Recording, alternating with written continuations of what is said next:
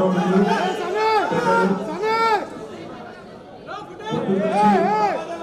జ్వరం ఉన్నా ఇక్కడ మరి మీ అందరికీ స్ఫూర్తినిస్తూ ఇక్కడే ఉండి పొద్దు నుంచి ఇప్పటిదాకా మీతోనే ఉన్న గౌరవనీయులైన మాజీ మంత్రివర్యులు పెద్దలు మా బావగారు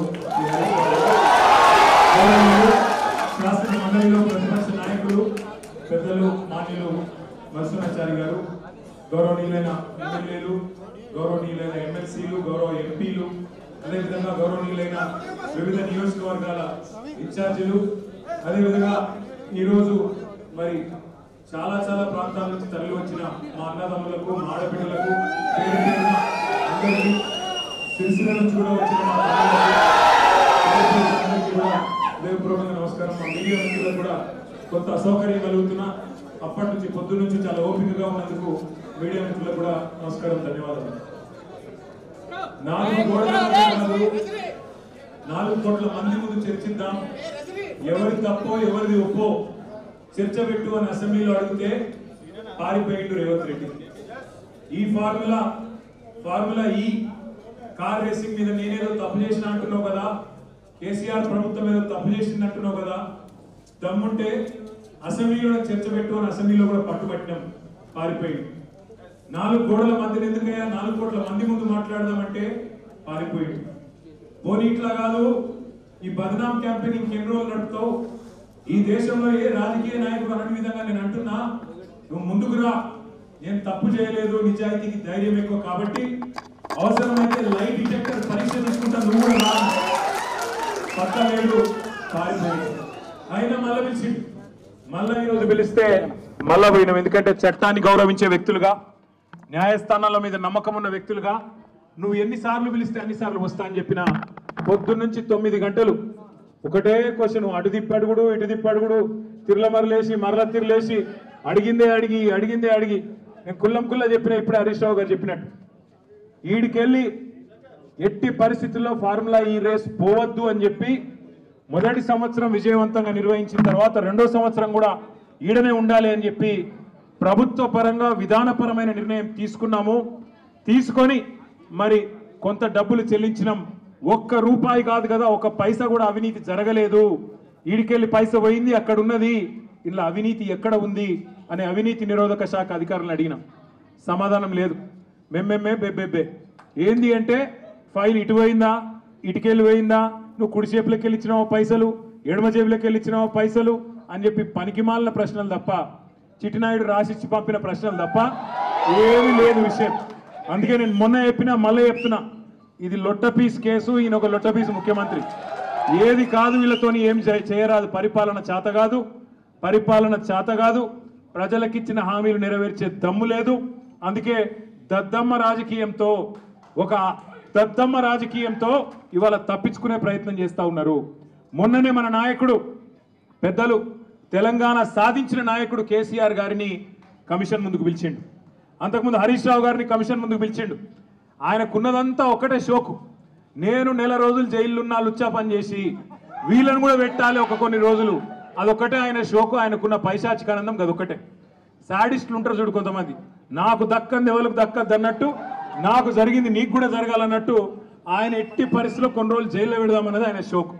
అందుకే నేను ఇలా అధికారులకు కూడా చెప్పిన, మీకు పైకి వెళ్ళి రావచ్చు ఆదేశాలు, ఇప్పటికే దబ్బన వస్తే పెట్టుకోర్ర పోయి ఏముంది, మీరు పంపితే కూడా 15 రోజులు పోయేస్తా, ఏమున్నది, మంచిగా రెస్ట్ తీసుకొని వస్తా అని చెప్పిన. ఇప్పుడు కూడా మళ్ళీ చెప్తున్నా, తప్పు చేయలేదు, తలదించుకునే పని ఎంత మాత్రం చేయలేదు. తెలంగాణ ప్రతిష్టను పెంచే పని చేసినాం, తెలంగాణ ప్రతిష్టను ఆకాశం స్థాయికి తీసుకుపోయే పని చేసినాం తప్ప తప్పు చేయలేదు. అది కాళేశ్వరం ప్రాజెక్టు కావచ్చు, ఫార్ములా ఈ కావచ్చు, ప్రపంచంలోనే అతిపెద్ద లిఫ్ట్ ఇరిగేషన్ ప్రాజెక్టు కాళేశ్వరం. అందులో చేయని తప్పుకు ఇవాళ కేసీఆర్ గారిని హరీష్ రావు గారిని పిలిచి వాళ్ళని అక్కడ ఇబ్బంది పెట్టే ప్రయత్నం, మన నాయకులు కార్యకర్తల ఆత్మస్థైర్యం దెబ్బతీసే ప్రయత్నం అక్కడ కమిషన్ ముందు. ఇక్కడ ఏసీబీ అని పెట్టి మరి ఇక్కడేదో జరిగిపోయిందని చెప్పి ఏ కరప్షన్ జరగని ఒక కేసులో యాంటీ కరప్షన్ బ్యూరోని ఇన్వాల్వ్ చేసి మా ఆర్ఎస్ ప్రవీణ్ అని చెప్పిండు, నా చరిత్రలో ఇంతకంటే తుపేల్ కేసును ఎప్పుడు చూడలే, 26 ఏళ్ళు ఐపీఎస్ అధికారిగా పనిచేసిన ఇంతకంటే తుపేల్ కేసు నా జీవితంలో చూడలేదని చెప్పి వారు కూడా చెప్పినారు.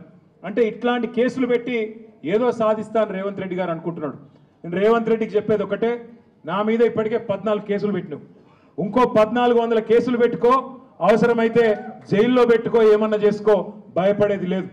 తెలంగాణ కోసం ఆనాడు జైలుకు పోయినాం, ఇవాళ అవసరమైతే తెలంగాణ ప్రతిష్టను పెంచడానికి తీసుకున్న ఒక నిర్ణయం వల్ల మళ్ళీ జైలుకు పోవాల్సి వస్తే కూడా భయపడేటోడు ఎవడు లేడు. నీ ఉడత ఊపులకు ఎట్టి పరిస్థితుల్లో భయపడం. నేను మిమ్మల్ని అందరినీ కోరేది ఒకటే, ఇదేంటంటే ఇక డైలీ సీరియల్ లెక్క అయిపోయింది. ఎట్లా అంటే ఒకరోజు పిలుచుడు, కూర్చోబెట్టుడు, 9 గంటలు ఆడ కూర్చోబెట్టి ఛాయ్ తాగిపించి ఏం చెప్తాం సార్, ఇక మాకు పైకి వెళ్ళే ఆదేశాలు ఉన్నాయి, ఏం చేయాలని పాపం వాళ్ళు కూడా ఇక ఏం చేయాలో తెలియక అడిగిందే అడుగుతాను. అందుకే నేను మీకు కూడా రిక్వెస్ట్ చేసేది ఒకటే, మనం అందరం కూడా కాన్సన్ట్రేషన్ చేయాల్సింది, మనందరం కూడా పార్టీగా ఆలోచన చేయాల్సింది, దృష్టి సారించాల్సింది 2-3 పనుల మీద. ఒకటి, ఖచ్చితంగా మరి మనం రాబోయే స్థానిక సంస్థల ఎన్నికల్లో ఒక్కొక్క ఊర్లో బరి గీసి లైన్ గీసి ఒక్కొక్క కాంగ్రెస్ పార్టీ నాయకుని ఫుట్బాల్ ఆడుడు ఎట్లా కాంగ్రెస్ పార్టీని చిత్తుగా ఓడగొట్టాలి లోకల్ బాడీ ఎలక్షన్లో, దాని మీద దృష్టి పెడదాం. రెండవది, ఈ నెల 21వ తారీఖున కాళేశ్వరం ప్రాజెక్టు ప్రారంభించి సరిగ్గా 6 సంవత్సరాలు కాబోతా ఉన్నది. 2019 ఆనాడు జూన్ 21 నాడు మాన్యులు పెద్దలు మన తెలంగాణ తొలి ముఖ్యమంత్రి కేసీఆర్ గారు కాళేశ్వరం ప్రాజెక్టును జాతికి అంకితం చేసిన రోజు జూన్ 21. మరి ఆ రోజు కూడా సార్ను అడిగి మనం పార్టీగా ఒక నిర్ణయం తీసుకొని ఏం చేసి మళ్ళీ ఒక్కసారి కాళేశ్వరం గొప్పదనం ప్రజలకు చెప్దాం, ఆలోచన చేయాల్సిన బాధ్యత మన మీద ఉంది. రాష్ట్ర వ్యాప్తంగా కొంత కార్యక్రమం చేయాల్సిన బాధ్యత కూడా మన మీద ఉంది. ఇక మనకు నోటీసులు వచ్చుడు, మనం పోవుడు, ఇవన్నీ కూడా రొటీనే, పాత చింతకాయ పచ్చడి. దీన్ని పట్టించుకోవాల్సిన అవసరం కానీ, దీని గురించి ఆందోళన పడాల్సిన అవసరం కానీ లేదు. పెడితే గిడితే 15 రోజులు జైల్లో పెడతాడు, పైశాచిక ఆనందం పొందుతాడు తప్ప వాడు పీకేది ఏమీ లేదు. లొట్టపీసు భయపడేటోడు ఎవడు లేడు. రేవంత్ రెడ్డి గుర్తుపెట్టుకో, నీలాగా లుచ్చా పనులు చేసి 50 లక్షల బ్యాగులతో దొరికిన దొంగలు ఎవరు మా పార్టీలో లేరు. నీలాగా లుచ్చా పనులు చేసి అడ్డదారిలో పదవులు కొనుక్కొని ముఖ్యమంత్రి అవుడు, పిసిసి ప్రెసిడెంట్ అయ్యే లుచ్చా పనులు చేసినోడు ఎవడు కూడా లేడు. మన బాగా బాధపడ్డాడట రేవంత్ రెడ్డి. నేను హౌలా అన్నా, బాధపడ్డాడట.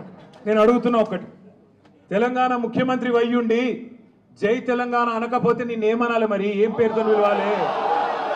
తెలంగాణ ముఖ్యమంత్రి అయ్యుండి తెలంగాణ రాష్ట్రాన్ని ప్రతిరోజు కించపరిస్తే నేనేమని పిలవాలి? తెలంగాణ ముఖ్యమంత్రి అయ్యుండి తెలంగాణ రాష్ట్రాన్ని దివాలా తీసిన రాష్ట్రం అంటే ఏమనాలి? తెలంగాణ ముఖ్యమంత్రి అయ్యుండి ఢిల్లీకి పోతే నాకు అపాయింట్మెంట్ ఇస్తలేరు, దొంగను చూసినట్టు చూస్తున్నట్టు నేనేమనాలి? తెలంగాణ ముఖ్యమంత్రి అయ్యుండి చెప్పులు ఎత్తుకపోతాడేమో అని భయపడుతున్నారు అంటే ఏమనాలి నిన్ను? అందుకే ఇక నేను ఎక్కువ అనగాని మీరు అనగాడికి అన్నారు, కానీ అది కాదు, నాకు అర్థం కాదు.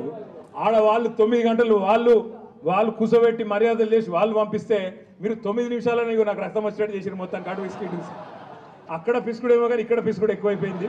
కాబట్టి మీరు పొద్దున్న నుంచి చాలా ఓపికగా ఉన్నందుకు మీ అందరికీ గౌరవ ఎమ్మెల్యేలు, గౌరవ ఎమ్మెల్సీలు, గౌరవ ఎంపీలు అందరికీ హృదయపూర్వకంగా దండం. మీరు కూడా పేరు పేరున అందరికీ నమస్కారాలు. జై తెలంగాణ.